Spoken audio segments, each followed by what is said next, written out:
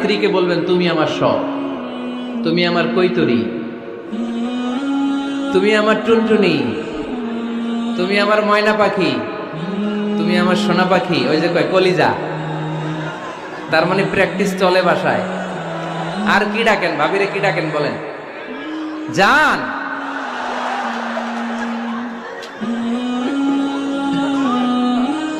জান ডাকেন। আর ভাবি কি ডাকে আপনাদেরকে? বাবু। কি ডাকে? বাবু ডাকে। আর কি ডাকে? হ্যাঁ, বেবি।